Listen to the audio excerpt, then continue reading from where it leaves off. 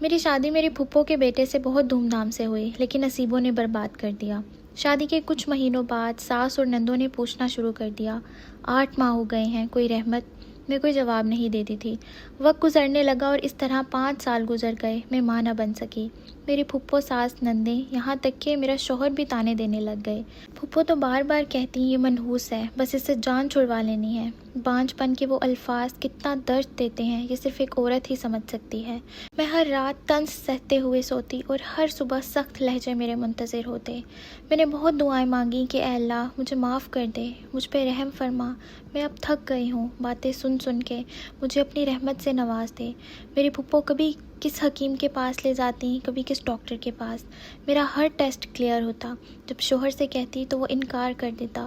7 سال گزر گئے تھے لیکن اولاد نہ ہوئی۔ ایک دن میں کھانا بنا رہی تھی، میرا شوہر گھر آیا اور ساتھ ایک لڑکی تھی۔ جب پھپھو نے پوچھا کہ یہ کون ہے تو مسکرا کے بتایا کہ یہ میری بیوی ہے اور ہم نے کورٹ میرج کی ہے۔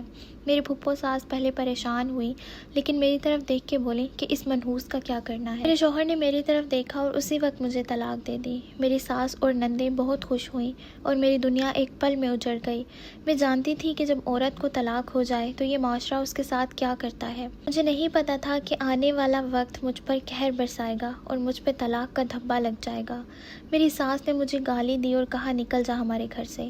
میں کیا شکوہ کرتی جب زخمی اپنوں نے دیا ہو۔ کمرے میں گئی، اپنا موبائل لیا، کچھ کپڑے، اور میرے شوہر کی خواہش تھی نئی موٹر سائیکل لینا۔ میں نے وہ پیسے بھی جمع کیے ہوئے تھے، 70,000 اپنے خرچ سے۔ جاتے ہوئے میں نے ان دونوں کی طرف مسکرا کے دیکھا اور دعا دی اور ساتھ میں پیسے دے کے یہ بھی کہا کہ آپ نے بائک لینی تھی نا، میری طرف سے آپ کو شادی کا گفٹ ہے۔ میں نے پتہ نہیں کیسے صبر کیا ہوا تھا اور نہ ہی آنکھوں میں آنسو تھے، ایسے لگ رہا تھا کچھ ہوا ہی نہیں۔ پھپھو کے پاس گئی اور صرف اتنا ہی کہا کہ میں آپ کے لیے منحوس ہی صحیح، لیکن آپ میری پھپھو ہیں، مجھے جاتے ہوئے پیار تو دے دیں۔ لیکن انہوں نے منہ موڑ لیا۔ پتہ نہیں لوگ کیسے اتنی نفرت کر لیتے ہیں۔ جیسے ہی گھر سے باہر قدم رکھا میرا ضبط ٹوٹ گیا، آنکھوں سے آنسوؤں کا طوفان بہنے لگا۔ رکشہ میں بیٹھی اور امی ابو کے گھر آ گئی۔ امی نے پوچھا اکیلی آئی ہو؟ بغیر کسی کو جواب دیے میں نماز کے لیے چلی گئی۔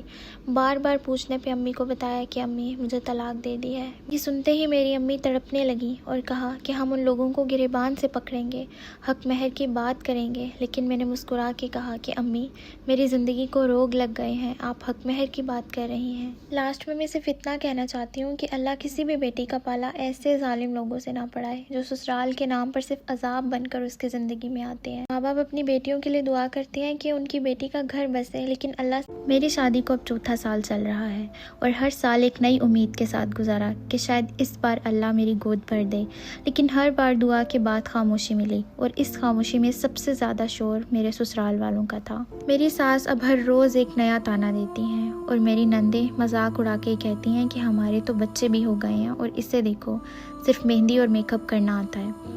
ہر دن میں اپنی آنکھوں میں آنسو لے کر مسکرانے کی کوشش کرتی ہوں۔ میں ڈاکٹر کے چکر لگا چکی ہوں، ہر دعا، ہر نسخہ، ہر علاج اپنا چکی ہوں، مگر میں کیسے سمجھاؤں کسی کو کہ ماں بن پانا صرف چاہنے سے نہیں ہوتا۔ اور میرے شوہر پہلے مجھے سمجھتے تھے، میرا ساتھ بھی دیتے تھے، لیکن اب ان کی آنکھوں میں بھی ایک قصور دکھنے لگتا ہے۔ ان کا ساتھ کب تنقید میں بدل گیا مجھے پتہ بھی نہیں چلا۔ اب وہ بھی چپ ہو گئے ہیں اور میں اکیلی رہ گئی ہوں ایک ایسے گھر میں جہاں صرف میری گود خالی نہیں، میرا وجود بھی سب کے لیے بیکار ہو گیا ہے۔ ہر مہینے میرے لیے ایک فیصلہ ہوتا ہے، اس مہینے بھی نہیں ہوا اور اس کے بعد گھر میں ایک سناٹا ہوتا ہے۔ لیکن میں خود سے صرف ایک سوال پوچھتی ہوں، کیا ماں نہ بن پانا میرا قصور ہے؟ لوگ یہ کیوں بھول جاتے ہیں کہ ماں نہ بن پانا صرف عورت کے ہاتھ میں نہیں ہوتا، اس میں قسمت، قدرت اور کبھی کبھی مرد کا بھی حصہ ہوتا ہے۔ یہ میری پسند کی شادی تھی اور میرے شوہر میرا بہت خیال رکھتے تھے اور مجھ سے اتنی محبت کرتے تھے کہ میں خود کو دنیا کی سب سے خوش قسمت لڑکی سمجھتی تھی۔ اپنے ہاتھوں سے کھانا کھلاتے اور روز شام کو آفس سے میرے لیے پھول لاتے۔ میری زندگی جنت جیسی ہو گئی تھی۔ میرے شوہر کی میرے ساتھ اتنی زیادہ محبت کی وجہ سے میری ساس مجھ سے حسد کرنے لگ گئی۔ انہوں نے بہت بار مجھ پہ جھوٹے الزام لگائے، لیکن میرے شوہر نے ہمیشہ میرا ساتھ دیا اور معاملہ ایسے سنبھالتے تھے جیسے کچھ ہوا ہی نہ ہو۔ ہماری شادی کو 1 سال ہو گیا اور جب کوئی اولاد نہ ہوئی تو میری ساس نے مجھے طعنے دینا شروع کر دیے، لیکن میرے شوہر کی محبت میں کوئی کمی نہ آئی۔ میرے شوہر نے ہمیشہ میری باتوں کو اہمیت دی۔ اسی طرح 3 سال گزر گئے۔ ہم ڈاکٹرز کے پاس بھی گئے، بہت علاج بھی کروائے، لیکن کوئی فائدہ نہ ہوا۔ ادھر سے روز میری ساس کے طعنوں کا سلسلہ جاری تھا۔ میرے شوہر کے بھائی یعنی میرے دیور اور ہماری شادی ساتھ ہی ہوئی تھی اور ان کے 3 بچے ہو چکے تھے، لیکن میری گود خالی تھی۔ 6 سال گزر گئے لیکن ہمیں کوئی اولاد نہ ہوئی۔ میں نے بہت بار اپنے شوہر سے کہا کہ آپ دوسری شادی کر لیں تاکہ آپ کی اولاد ہو سکے، کیونکہ میں نہیں جانتی کہ میں آپ کو اولاد دے سکوں گی بھی یا نہیں، لیکن میرے شوہر ہمیشہ مجھے گلے لگا کے کہتے کہ آپ کے سوا مجھے کچھ نہیں چاہیے، اور اولاد تو اللہ کی دین ہوتی ہے۔ میں اللہ سے بہت دعائیں مانگتی، تہجد میں دعائیں مانگی اور آخرکار 8 سال بعد اللہ نے میری سن لی۔ ہماری خوشی کی انتہا نہ تھی۔ میری ساس کا رویہ بھی بہتر ہو گیا۔ وقت گزرتا گیا اور آخر وہ دن آ گیا جس کا ہم سب کو بہت انتظار تھا، لیکن اللہ کو کچھ اور منظور تھا۔ ہم نے کبھی الٹرا ساؤنڈ میں جاننے کی کوشش نہیں کی، کیونکہ اولاد ہونا ہی ہمارے لیے نعمت تھی۔ ہمیں نہ بیٹا ہوا اور نہ ہی بیٹی، بلکہ خواجہ سرا ہوا۔ میری ساس نے چیخنا شروع کر دیا اور مجھے برا بھلا کہنے لگ گئی، لیکن جب مجھے پتہ چلا تو میں بالکل بھی رنجیدہ نہیں ہوئی، کیونکہ شاید یہ اللہ کی طرف سے امتحان تھا، اور میں خوش تھی کہ 8 سال بعد میری گود بھری۔ اس سب کے بعد میرے شوہر کا رویہ ہر دن بدلنے لگا۔ میری ساس نے مجھ پہ بہت ظلم ڈھائے اور اب میرے شوہر ہمیشہ خاموش رہتے ہیں، شاید اس وجہ سے کہ میں نے انہیں خواجہ سرا پیدا کر کے دیا ہے۔ تو یہ سب اللہ کی مرضی تھی، اور اس کی قدرت کے آگے سوال کرنا بہت بڑا گناہ ہے۔ اب میری ساس مجھے روز گندے الفاظ، طعنوں اور گالیوں سے بلاتی ہیں۔ میرے شوہر 2 دن تک گھر نہیں آتے، لیکن میں اپنے بچے کی پرورش بہت اچھے سے کر رہی ہوں اور اسے کسی چیز کی کوئی کمی نہیں ہونے دی۔ میرے شوہر نے مجھے شادی کے 1 ہفتہ بعد بیڈ پر کھڑا کر کے سر میں جوتے مارے اور مجھے بہت ذلیل کیا۔ میری ذلت کی داستان یہاں سے شروع نہیں ہوتی۔ میری ذلت کی داستان تب شروع ہوتی ہے جب میں صرف 1 سال کی تھی۔ میری امی نے میرے ابو سے طلاق لے لی۔ میں اور میرا 3 سال کا بھائی ایک بروکن فیملی کا حصہ بن گئے۔ ہم اپنی امی کے ساتھ نانوں کے گھر آ کر یہاں رہنے لگے، لیکن یہاں پر بھی سب نے ہمیں نیچا دکھایا، ذلیل کیا اور ہمیں ہمیشہ نفرت کا نشانہ بنایا۔ کچھ عرصہ تو ابو سے کورٹ میں ملاقات ہوتی رہی، لیکن پھر وقت نے بازی پلٹی اور امی اور ابو دونوں نے شادیاں کر لی۔ اب دونوں کے اپنے اپنے گھر تھے، امی کا بھی اور ابو کا بھی۔ ہم پہلے تو امی کے گھر چلے گئے اور وہاں پر ہمیں اپنے سوتیلے باپ نے قبول نہ کیا۔ اپنے سوتیلے باپ کے گھر بھی ہمیں ذلت، رسوائی اور نفرت کے علاوہ کچھ نہ ملا۔ ایک دن چھوٹی سی لڑائی ہونے پر ہمیں ہماری ماں نے سڑک پر کھڑا کر کے ہمیں ہمارے باپ کے حوالے کر دیا، لیکن جب ہم اپنے باپ کے گھر گئے تو وہاں پر بھی ہر چیز بدل چکی تھی۔ ایک نئی ماں، سوتیلی ماں، وہاں پر بھی نفرت، تنقید، طنز اور ہر قسم کی ظلم و تشدد کا نشانہ بنایا گیا۔ ہمارے ساتھ ہر وقت بہت ناانصافی ہو جاتی اور ہمارے والد چپ کر کے دیکھتے رہتے، بلکہ اب ان کا رویہ بھی ہمارے ساتھ بہت خراب ہو چکا تھا۔ میرے والد مجھ پر بات بات پر شک کرتے تھے، میرے بھائی پر ناجائز سختی کرتے تھے، جس کا اثر یہ ہوا کہ میرا بھائی غلط صحبت میں بیٹھ کر نشے کی لت میں لگ گیا اور میں سارا وقت گھر کے ایک کونے میں بیٹھ کر اپنے نصیب کو کوستی رہی۔ جو بھی ہمارے گھر آتا وہ میرے والد سے یہی کہتا کہ تم اس کی شادی کر دو تو تمہارے بھی حالات ٹھیک ہو جائیں گے اور اس کے بھی حالات بدل جائیں گے۔ ایک دن میرے کالج سے میری ٹیچر کی کال آئی۔ ایک بار کال آئی، میرے والد نے مجھ پر شک کیا اور مجھے بہت ڈانٹا اور کال بند کر دی۔ دوسری بار دوبارہ کال آئی تو انہوں نے مجھے بہت مارا اور بہت تشدد کیا۔ اس کے بعد انہوں نے مجھے میری ماں کے حوالے کر دیا۔ میری ماں کے گھر جانے کے بعد میرے سوتیلے باپ نے مجھ سے طرح طرح کے سوال کیے اور مجھے بہت ذلیل کیا، اور پھر دیکھتے ہی دیکھتے مجھے اپنے بھانجے کے بیٹے کے ساتھ بیاہ دیا۔ میں سمجھی تھی کہ شادی کے بعد میرے حالات بدل جائیں گے، لیکن میری سوچ غلط تھی اور میرے شوہر نے مجھے شادی کے 1 ہفتے بعد مارنا پیٹنا شروع کر دیا۔ میرے سسرال میں بھی حالات بہت خراب ہو چکے تھے۔ میرے سسرال والے مجھے ہر وقت بے عزت کرتے اور طعنے دیتے اور میرا شوہر کچھ نہ کہتا۔ شادی کے 3 مہینے بعد مجھے پریگنینسی ہو گئی اور میں شدید قسم کی ڈپریشن اور انزائٹی کا شکار ہو گئی، اور کچھ ٹائم میں میرے سسرال میں حالات بہت خراب ہو گئے۔ میرا شوہر مجھے لے کر لاہور آ گیا اور یہاں پر بھی کافی ہمیں مشکلات کا سامنا کرنا پڑا، رزق کی تنگی اور باقی بھی بہت کچھ۔ میں نے اپنے زیور بیچ کے اپنے شوہر کو باہر ملک بھیجا، لیکن وہاں پر جا کر وہ لڑکیوں اور نشے کی لت میں لگ گیا۔ جب واپس آیا تو اس نے پھر وہی مارنا پیٹنا شروع کر دیا اور میں دوسری بار حاملہ ہو گئی۔ آج میرے 2 بچے ہیں اور میں اپنے شوہر کے ساتھ صرف مجبوری کی حالت میں رہ رہی ہوں۔ مجھے مارتا ہے، پیٹتا ہے اور بہت ذلیل کرتا ہے، لیکن میرے پاس کوئی ٹھکانہ نہیں ہے۔ میرا بہت دل چاہتا ہے میں اپنے بچوں کی اچھی پرورش کروں اور ان کو ایک اچھا مستقبل دوں، لیکن میرے ہاتھ اور دامن دونوں ہی خالی ہیں۔ آپ میں سے اگر کوئی بھی ان بہن کی مدد کرنا چاہتا ہے تو مجھے DM میں کانٹیکٹ کریں، میں آپ کو ان کی ڈیٹیلز شیئر کر دوں گی تاکہ کسی کی زندگی بن جائے اور آپ کی بھی عاقبت سنور جائے۔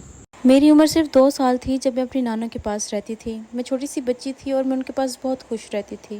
ایسا نہیں کہ میرے ماں باپ نہیں تھے، میرے ماں باپ تھے، لیکن پھر بھی میں اپنی نانوں کے پاس رہتی تھی۔ جب میں 18 سال کی ہوئی تو میری نانی اماں مجھے چھوڑ کر اس دنیا سے چلی گئیں۔ میری نانوں کے جانے کے بعد میں بہت اداس رہنے لگی، میرا دل بہت گھبراتا تھا، میں کسی سے بات نہیں کرتی تھی، کسی سے اپنی کوئی بات شیئر نہیں کرتی تھی۔ میں اپنے ماں باپ کے گھر بالکل اجنبیوں کی طرح رہتی تھی۔ میرا ایک لوتا بھائی میرے پیرنٹس کا فیوریٹ تھا، میری چھوٹی بہن بابا کی فیوریٹ تھی اور بڑی بہن ماما کی پسندیدہ تھی، لیکن میرا اس گھر میں کوئی حصہ نہیں تھا، نہ کسی کی زندگی میں، نہ مجھ سے کوئی بات کرتا تھا، نہ مجھے کوئی توجہ دیتا تھا۔ میں ایک ایسی لڑکی تھی جو کہ میٹرک میں بھی گڑیا اور کھلونوں کے ساتھ کھیلتی تھی۔ میں اپنے نانا نانی کی لاڈلی بیٹی تھی۔ میں نے گھر کا کبھی کوئی کام نہیں کیا تھا۔ میں دنیا سے بے خبر اپنی زندگی میں خوش رہتی تھی۔ خیر، میں نے کچھ ٹائم بعد کوچنگ جوائن کی اور کوچنگ میں ایک لڑکا مجھے پسند کرنے لگ گیا۔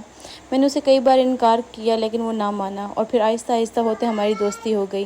میں اسے اپنے دل کی باتیں شیئر کرنے لگی اور مجھے اس کی عادت پڑ گئی، لیکن کچھ ٹائم بعد اس کا رویہ میرے ساتھ بدلنے لگا۔ لیکن چونکہ مجھے اپنی زندگی میں وہ صرف ایک ہی انسان نظر آتا تھا جس سے میں اپنے دل کی ساری باتیں کر سکتی تھی، تو میں اسے کھونا نہیں چاہتی تھی۔ اس کے گھر والوں نے مجھے کال کی کہ تم اس سے بات نہ کیا کرو، اس کا پڑھائی میں دل نہیں لگتا۔ وہ مجھ سے کہتا تھا کہ میرے پاس ٹائم نہیں ہوتا، میں مصروف رہتا ہوں، اور پھر مجھے پتہ چلا کہ وہ اپنی دوست کی بہن کے ساتھ ریلیشن میں ہے۔ اس نے مجھ سے بات وغیرہ کرنا چھوڑ دیا، لیکن میں پھر بھی اس کے پیچھے پاگل تھی۔ کچھ ٹائم بعد اس لڑکی کی حقیقت اس کے سامنے آئی کہ وہ تو صرف پیسوں کے لیے اس کے ساتھ تھی۔ اس لڑکے نے اس لڑکی کو چھوڑا اور میرے پاس دوبارہ سے آ گیا۔ میں نے خوشی خوشی اس کو قبول کر لیا۔ 1.5-2 مہینے تو وہ ٹھیک رہا، لیکن اس کے بعد اس نے مجھے کہا کہ میں تم سے شادی نہیں کر سکتا، تم کرسچن ہو اور میں مسلمان ہوں۔ میں اس کے لیے اپنا گھر، اپنا مذہب، سب کچھ چھوڑنے کو تیار تھی، لیکن وہ نہ مانا۔ اور پھر مجھے بہت ساری جگہوں سے پتہ چلا کہ وہ بہت ساری لڑکیوں کے ساتھ ریلیشن میں ہے۔ اس کا دیا ہوا دھوکہ مجھے اندر ہی اندر سکھا رہا تھا۔ میری نانوں کے جانے کا دکھ اور یہ والی تکلیف مجھے اندر ہی اندر سکھا رہی تھی۔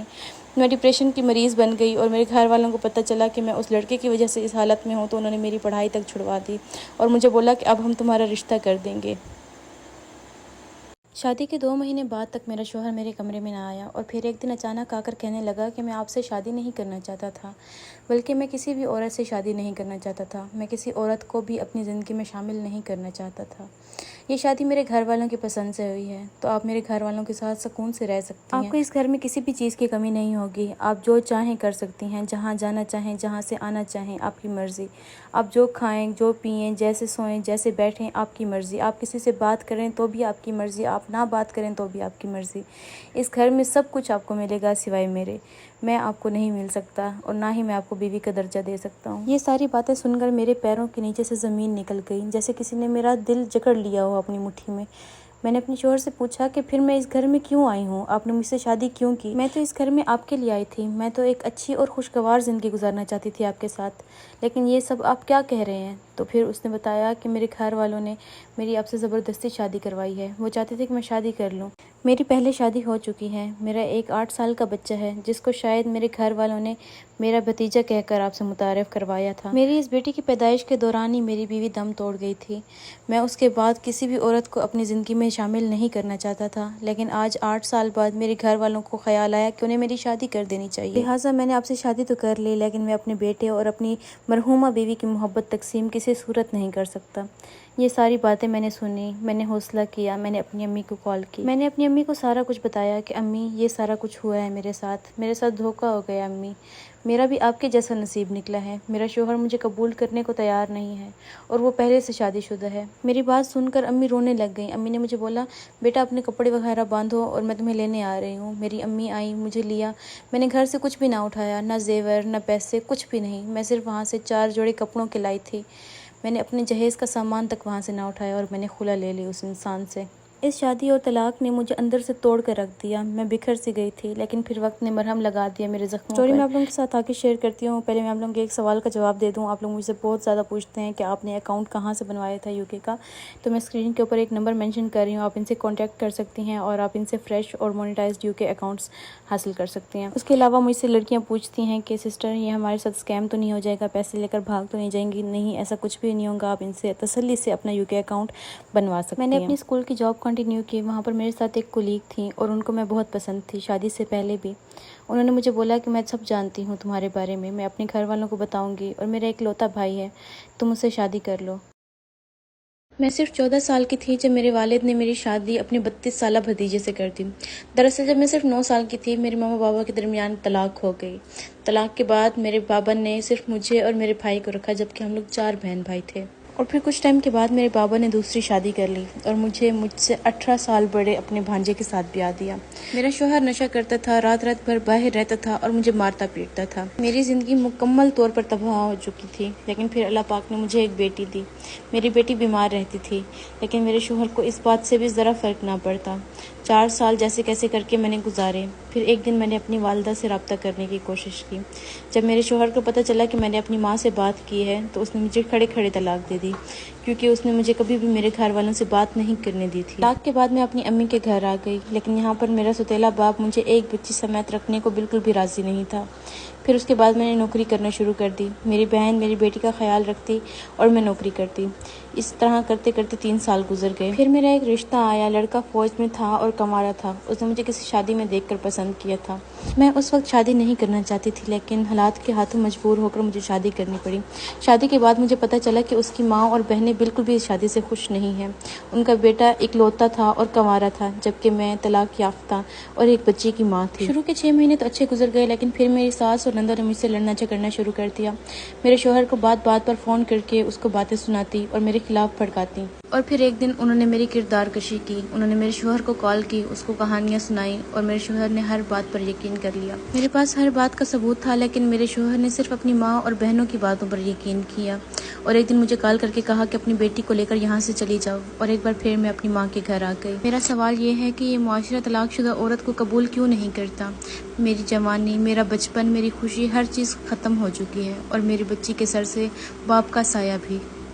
میں ایک پولیٹیکل بیک گراؤنڈ سے بلانگ کرتی ہوں۔ میری والدہ پاکستان کی ایک مشہور ایکٹیوسٹ اور جج ہیں۔ میری والدہ رشین ہیں، جبکہ میرے والد ایک کامیاب بزنس مین اور ایک بڑے پولیٹیشین ہیں۔ دونوں طرف سے میرا خاندان امیر اور طاقتور ہے۔ میرے دادا نے 2 شادیاں کی تھی کیونکہ ہمارے خاندان میں عورت نہیں تھی۔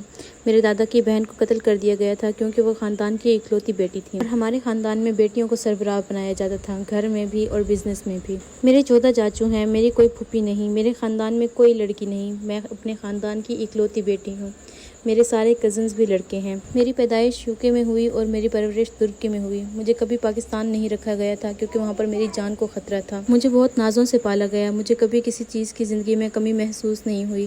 میں منہ سے جو نکالتی میری ہر خواہش پوری ہوتی۔ جب پاکستان میں حالات بہت خراب ہوئے تو میں پاکستان گئی، لیکن خراب حالات کی وجہ سے میں ڈپریشن میں چلی گئی اور واپس UK آ گئی۔ یہاں واپس آ کر میری ملاقات ایک لڑکے سے ہوئی۔ میری عمر اس وقت 9 سال تھی اور وہ لڑکا مجھ سے 5 سال بڑا تھا۔ میں 7th کلاس میں تھی تب میں اس کے ساتھ ریلیشن میں آ گئی۔ میری فیملی کو شروع سے سب پتہ تھا اور ان کو اس چیز سے کوئی مسئلہ نہیں تھا۔ ہم دونوں نے ہمیشہ ایک دوسرے کا ساتھ دیا ہر مشکل وقت میں۔ میں 11th کلاس میں تھی تب میں انٹرنیشنل اولمپکس کی پلیئر بن گئی۔ مجھے کبھی خود پر اتنا اعتبار نہیں تھا، اتنا یقین نہیں تھا، لیکن وہ ہمیشہ میرا حوصلہ بڑھاتا اور مجھے کہتا کہ تم کر سکتی ہو، اور میں نے کر لیا۔ جب اس کی گریجویشن ہوئی تو ہم لوگوں نے ڈیسائیڈ کیا کہ ہم میرے گھر جائیں گے اور میں اس کو اپنے پیرنٹس سے ملواؤں گی۔ میرے گھر والوں کو پتہ تھا کہ میں ریلیشن میں ہوں، لیکن انہوں نے کبھی ضروری نہیں سمجھا تھا کہ اس سے ملاقات کریں۔ بہرحال جب ہم لوگ گھر گئے تو میرے والد کے سامنے میں نے اس کو جا کر بٹھایا اور میرے والد ہنس پڑے۔ میں سمجھی سب کچھ ٹھیک ہے، لیکن میرے والد اچانک سے بولے یہ لڑکا اسی آدمی کا بیٹا ہے جس نے میری پھوپھو کو مارا تھا۔ میری امی نے ہمیں بولا کہ آپ لوگ واپس UK چلے جاؤ ورنہ تمہارا باپ اس لڑکے کو مار بھی سکتا ہے۔